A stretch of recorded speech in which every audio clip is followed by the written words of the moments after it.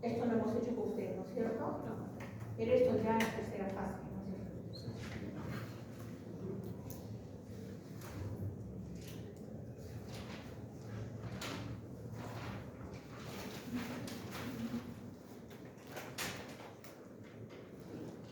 Al hablar de patología renal, también esto ya les encargué y les dije, estudio.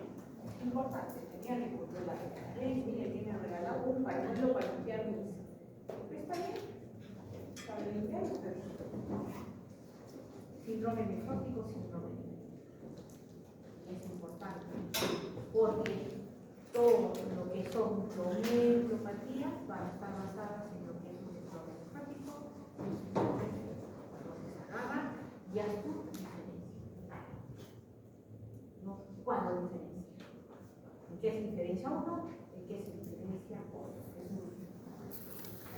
Después, cuando hablamos de una insuficiencia renal aguda, una falla renal aguda, cuando hablamos de una insuficiencia renal aguda, también es importante hacer la diferencia. Cuando me dicen falla renal aguda, lo primero que pienso es un colapso de volumen, una hipovolemia. Lo segundo que pienso es que el paciente colapsó por un cuadro séptico. Entonces ya viene a mi cabeza muchas cosas de una falla renal aguda, porque es agudo, su término es algo que ha resultado y que está ocurriendo en este momento. Pero cuando hablamos de cronicidad, hablamos de tiempos también. Es algo del paciente que puede venir y te dice, yo tengo una IRC, ¿no? Es crónica, y tú lo ves al paciente y tiene un dolor. Cuando iniciaba su patología renal crónica, pálido, pero después tienen que hacer medioclonizo oscuro. ¿Por qué? Por las diálisis permanentes que empiezan con una peritoneal, ¿no? Y después pasa a lo que es hemodiálisis. Entonces, es importante, al hablar de patología renal, antes hablábamos muchísimo, pero ahora solo se han seleccionado lo que son glomerulopatías, que es lo que más para mí. Otra cosa muy importante al hablar de un riñón es que va de la mano con que es un sedimento urinario, un examen de orina con sedimento urinario. Y si la clínica, al observar al paciente, que viene con fiebre, con vómitos, malestar, y ya es una coagulación de los puntos reiterales, o ambos o uno, están positivos, y cuando los sientas hacen la puniopercusión, están positivos, entonces, obviamente, que le vas a pedir un examen de orina, ¿por qué? Conjuro, porque clínicamente el diagnóstico está. Con el examen de orina vas a confirmar el diagnóstico. ¿Listo? Y el urocultivo, ¿por qué? Porque tú inicialmente vas a iniciar el tratamiento. Primero es importante, chicos, yo les digo, preguntar al paciente si ya tuvo una infección urinaria o no. ¿Por qué es importante? Porque la primera vez tú le pones cualquier antibiótico que cubra y va a ser efectivo. Pero si es repetido o ya es reiterativo esto, mucho cuidado. Tienes que ver qué generación y qué antibiótico pones ahí. Y eso se averigua. Y ¿por qué? Porque es temporal. El urocultivo va a salir en 1 o 2 días máximo para que veas. Porque te va a salir lo que es sensibilidad. Y vas a ver muchas veces, ¿no?, que en lo que le dice el tratamiento ni siquiera le rascó al paciente, porque no era sensible, era resistente esa bacteria que ha salido. Bien. Entonces, tener mucho cuidado. Decía el paciente, señor, tiene que colocársela más mujer y hay que cumplir, y por favor venga y hay que estar detrás del cultivo, ¿no es cierto? ¿Por qué? Para saber si lo que está colocándose es sensible y le está haciendo efecto. Y resulta muchas veces, por el antecedente del paciente que tiene cuadros urinarios infecciosos repetitivos, que lo que le estaban dando no pasaba nada. Y seguía mal, y sale, no le hacía nada, había que cambiar de antibiótico. Entonces siempre preguntar si es la primera vez o ya es a repetición, para que sepan cómo manejar eso. Eso es importantísimo, ya les he dicho. El foco urinario es séptico, generalmente si es por un colon específica, una de esas malosas, hasta puede llegar a un síndrome. Eso es importante. Para hacer eso es un proceso infeccioso. para hacer un diagnóstico de una glomerulopatía, que va con higiene y todo, los nefrólogos hacen los trucados. Yo sé trucar, unas agujas gruesas donde sacan cilindritos de tejido renal. Y esos cilindritos nos los mandan. Y nosotros tenemos que ver que ese cilindrito que nos mandan haya por lo mínimo 10 kilómetros, ya hasta 8, para hacer un diagnóstico. Y nosotros lo vemos con hematoxilina y eosina. Y podemos ver algunos cambios morfológicos sugestivos. Pero hacer el diagnóstico de una glomerulopatía tenemos que utilizar inmunomarcadores, es decir, la inmunofluorescencia. Con esa inmunofluorescencia y con el microscopio electrónico, nosotros hacemos con hematoxilina, eosina, con clínica podemos presumir, pero el diagnóstico determinante es a través del estudio de inmunofluorescencia. Debe quedar claro eso. Entonces ese es el enfoque general de su fisiología, su fisiopatología, como vamos, para que puedan entender, ¿no es cierto?, los diferentes tipos de glomerulopatía. Entonces hablamos de un síndrome nefrítico y vamos a hablar de un síndrome nefrótico. Y el nefrítico, que es cuando el inflamatorio que de la membrana. Ok. Del origen, ¿qué? Inmunocomplejos. Anticuerpos contra qué? La membrana basal. Entonces, estos inmunocomplejos los detectamos a través de la inmunofluorescencia. Y con el microscopio de barrero, inmunofluorescencia y electrónico, detectamos la presencia de estos inmunocomplejos, donde la membrana basal no está. Y en la patología vamos a ver inflamación de la membrana, edema, acumulación de elementos celulares, y eso lo vemos con hematoxilina y eosina. Como les digo, con esas coloraciones el patólogo puede presumir algunas cosas, obviamente, pero para hacer un diagnóstico definitivo, ya acá tienen, ¿no? El proceso inflamatorio, la confusión vascular, acá vamos un engrosamiento de la capa, ¿no es cierto?, de la membrana basal glomerular, las células mesangiales, es un detalle único, ¿no?, que hacemos una descripción morfológica con hematoxilina e eosina. Bien. ¿Por qué va a caracterizarse este síndrome nefrítico? Es muy importante. Ya hemos dicho cuál es el concepto y vamos a ver edema, inflamación y lesión capilar, glomerular. Eso es lo fundamental que da, ¿no? Entonces, al haber edema intersticial, hay compresión diagnóstica. Puede coger dos caminos, que disminuye la filtración glomerular y se vaya a la retención de agua y sodio y aumente la volemia. Y al aumentar la volemia, ¿qué me va a dar? Edema. La otra vía es que active la compresión, la noxiostesia, que es la falta de oxígeno. Lo primero que va a activar es el sistema renina-angiotensina-aldosterona, ya lo saben. Y si no se acuerdan, acá revisen sus resúmenes de histología y sobre todo estudien bien la nefrona, las funciones de la nefrona. Y una vez activada, ¿qué me va a dar? Hipertensión arterial. Entonces, la inflamación glomerular, o sea, la presencia de esos elementos, va a producir disminución del filtrado glomerular, retención de agua y sodio, y me va a llevar a esta vía de edema, o me va a llevar, ¿qué cosa? A la poliuria. Así es delicado.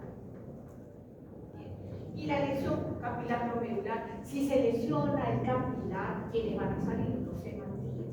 ¿Quiénes van a salir también? Las proteínas. Y si salen estos que vamos a ver, proteínas, hematíes, orina, a lo que se denomina proteinuria y hematuria. Que el paciente viene y te dice, estoy orinando sangre, te traes orina. ¿Listo? Solo recuerdo de lo que ya saben. No estoy diciendo nada. El nefrótico, ¿no?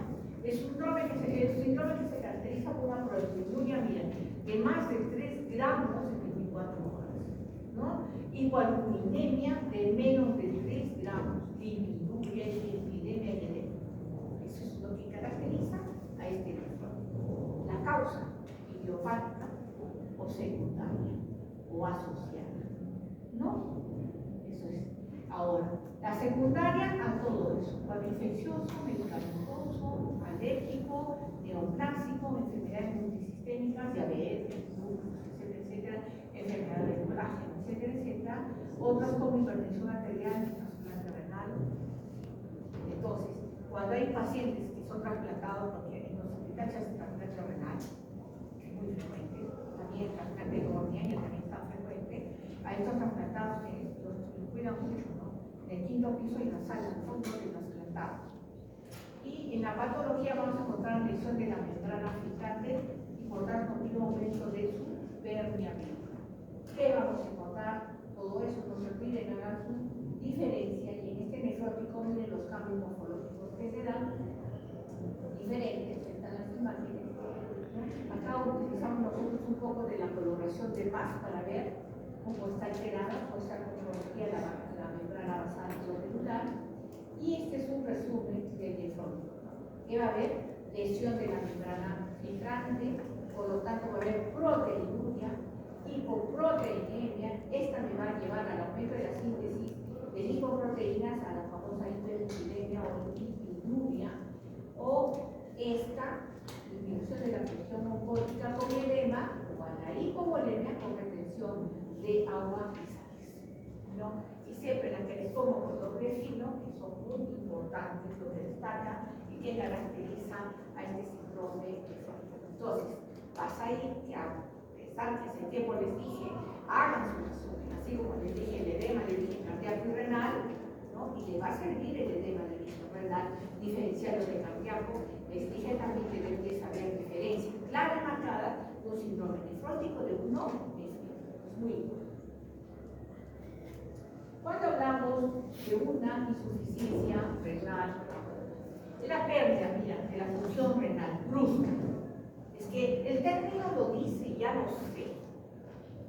Solo lo estamos recordando con aumento en sangre del producto de desecho, claro, porque la función renal se ha perdido y por lo tanto no va a filtrar los desechos, ¿no? Y la fisiología renal y posrenal. Chicos, esto solo es pensar, no se los pongo, pero lo vamos a dibujar acá, a ver, para que se acuerden, por favor, ¿no? El casquito, acá tenemos la aorta, ¿no? Y acá me es la qué cosa, el paquete vascular nervioso, y esto qué cosa es, la pelvis renal. La pelvis desemboca ¿dónde? A la vejiga, y acá tenemos ¿qué? Uretra, ya, hombre o mujer. Acá que tenemos en la corteza, las pirámides, ¿sí? No es histología nada más, por favor, no hay gran cosa acá. Y bien, entonces tenemos aorta, paquete vascular nervioso y todo. Cuando me dice de renal, ¿qué nombre? Pre, antes de riñón. Quiere decir que todas estas cosas van a estar a este nivel o a este nivel. Fíjate, 70% me puede dar esto. Y la causa número 1 que te he dicho, ¿no? Algún tipo de sangrado, hemorrágico, todo este nivel, paquete vascular nervioso. Puede haber una lesión o un sangrado. ¿Qué otra cosa puede haber? Vamos. Que sea prerrenal y que justo colapse acá. Dígame. Es muy simple. Una masa tumoral, sí. Una patología obstructiva, sí. Y todo lo que fisiológicamente hablando puedas decir está en todo. Y mira, 70%. Y cuando hablamos propia de riñón, ¿cuáles son las causas más frecuentes del mismo riñón? ¿Cuáles son? Antecedentes, ¿qué? Litiasis, pues, una de ellas, ¿no? O cálculo renal. ¿Cuál es otra más frecuente, sobre todo en las mujeres? ¿Qué? Poliquistosis o poliquistis renal. Entonces, si seguimos hablando, ¿cómo te va a salir ahí? También puede haber un cáncer renal, sí, pues, se originó acá y justo, ¿no? Listo. Renal. Y que hablan de posrenal, es decir, sale del riñón. Entonces puede haber alguna patología en la pelvis renal, que se llama un carcinoma de células transicionales. Porque en la pelvis, ¿qué cosa tapiza? El urote. Por eso se habla de células transicionales. Esto es estudiar histología. Bien, se puede originar acá, o el cáncer de acá puede bajar acá, y si es alguna, por ejemplo, embolización tumoral, puede hacer acá, y justo cuando desemboca, porque tenemos dos uréteres, ¿no es cierto? Desemboca en la parte de acá, ¡pam!, colapsa y obstruye. Y si obstruye y todo lo que debe filtrar acá, pasar acá y eliminar, no se elimina, que me va a producir una hidronesosis. Chicos, todo eso lo sacas.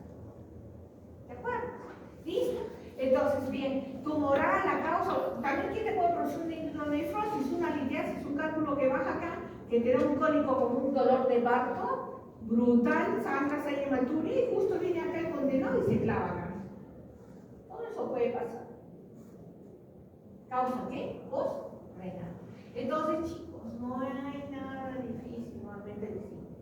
Nada. Agarras tu dibujo, piensa que puede ser, ¿no? Y vamos.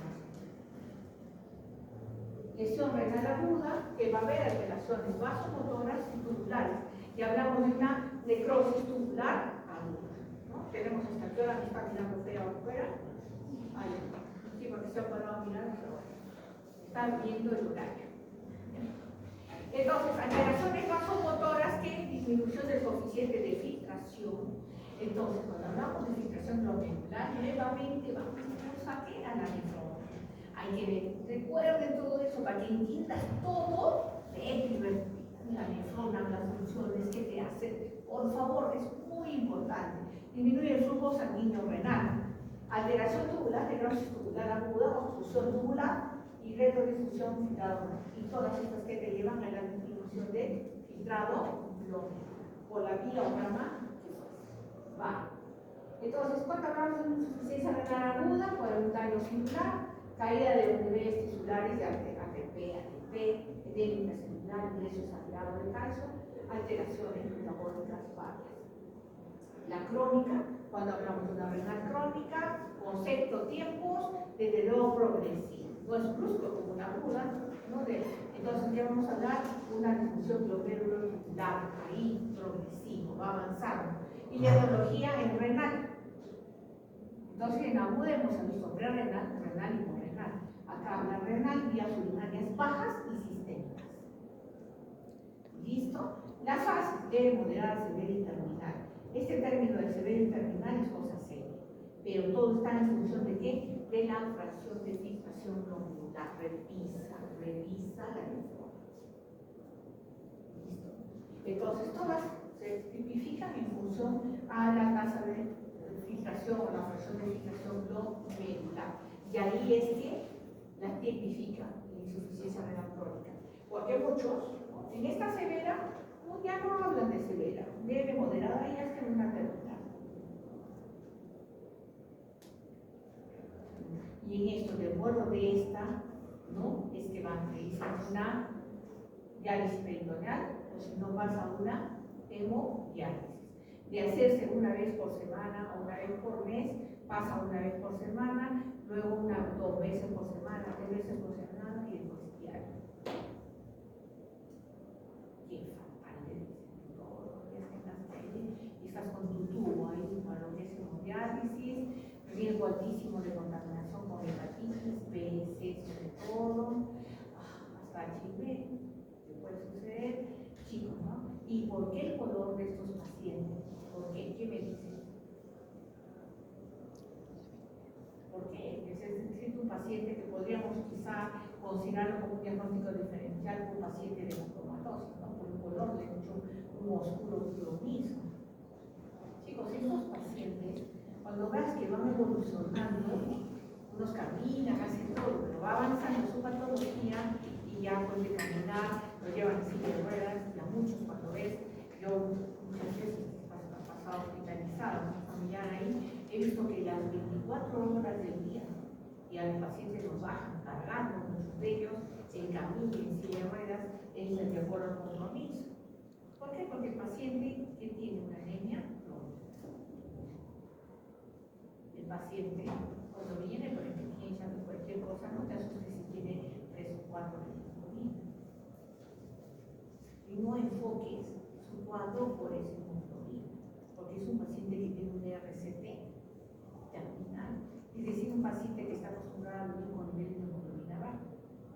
Tal es así que por ahí le colocan uno que otro que apoya de eritropoyetina. ¿Por qué? Porque ese riñón ya no produce eritropoyetina. Y si no produce eritropoyetina, nadie va a estimular la médula ósea, por lo tanto será anemia. Y anémico es cronicidad. ¿Listo? Entonces no se olviden hablar de una insuficiencia renal crónica. De acuerdo a la tasa de filtración glomerular, lo podemos catalogar en leve, moderado o severo. Entonces no se olviden acá una IRC crónica, a ver qué causa una disfunción glomerular tubular.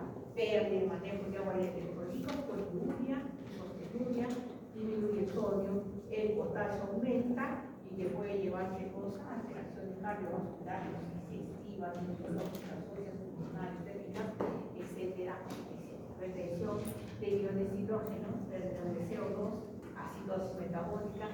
Es necesario y obligatorio que sepas tomar gases arteriales. Por favor, cualquier jovencito de ustedes debería tomar gases arteriales. No es difícil, voy a hablar con la doctora para que les enseñe eso también, cómo tomar gases arteriales. Es increíble que vean la manito de un paciente que tiene como 20.000 pulsadas ahí, porque no le pudieron tomar gases arteriales. Es triste. El paciente solo no se muere, dependiendo del estado de conciencia que está. Más inconsciente es el que hace eso, no sabe lo que hace. Y se corrige, ¿no? Gases arteriales, el trauma shock, y de inmediato hay el control de los gases arteriales y la acidosis la regulariza, control. La retención de drogas y sustancias tóxicas. Aumenta la urea, la creatinina, el ácido úrico, el hidroxágeno, un programa, y que da alteración del calcio y del fósforo y va a llevarte a estas patologías. Libera la renina, ¿qué cosa es?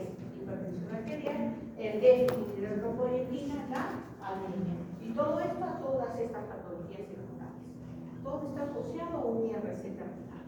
Es decir, que muchos pacientes están en un proceso de diálisis en la mañana y en la noche, están y se mueren cualquier cosa en casa, en el proceso y todo. Es que ya saben qué puede esperar, ya saben cómo puede terminar. Es muy triste, hermano. Bien, yo creo que acá nos estamos quedando. Los libero.